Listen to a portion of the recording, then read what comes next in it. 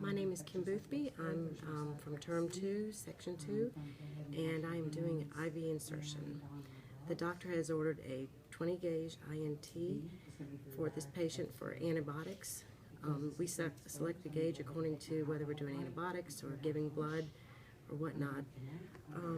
So first of all, I'm going to go ahead and pull up 3 milliliters of saline.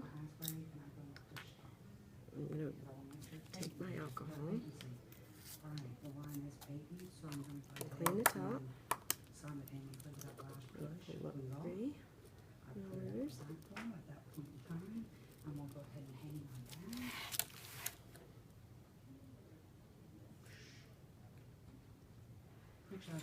Check the air. I've also assessed for any allergies the patient might have before giving any medicine. 1, 3.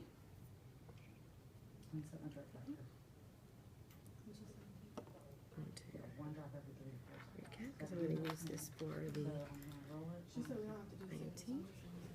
Okay. Now I'm going to prime my INT. This is sterile.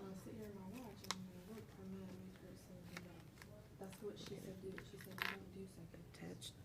I'm going to use a needleless device. I'm sorry. I'm going to remove my needle.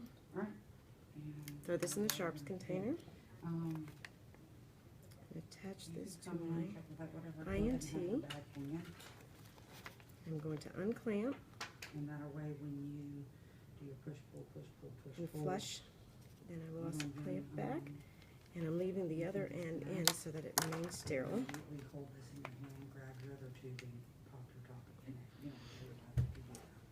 Okay, when I select the vein, I'm going to check and make sure that there's no bruising, bumps. The vein's big enough to handle the IV. I'm going to make sure that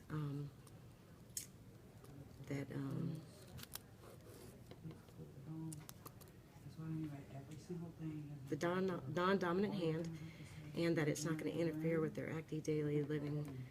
I'm going to wash my hands and apply gloves. I want to make sure they have no pain or tenderness in the area that I'm going to insert. Okay, so I've got my gloves on, and I'm going to take the tourniquet, and I'm going to apply 4 to 6 inches above the site.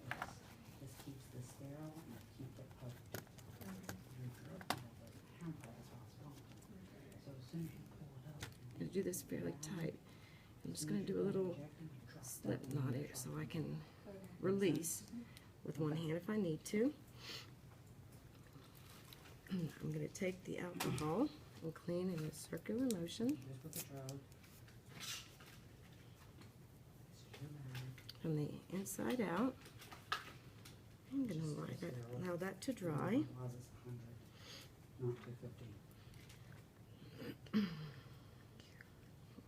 And I'm going to remove my catheter, and I'm going to do bevel up, and I'm going to stabilize the vein, and I'm going to insert it at a 15-degree angle. Okay, I've received a flashback, so I'm going to lower, and I'm going to continue to insert. At this point, now I'm going to stabilize. Actually, I'm going to move this and stabilize with my finger. I'm going to put this in the sharp container. I'm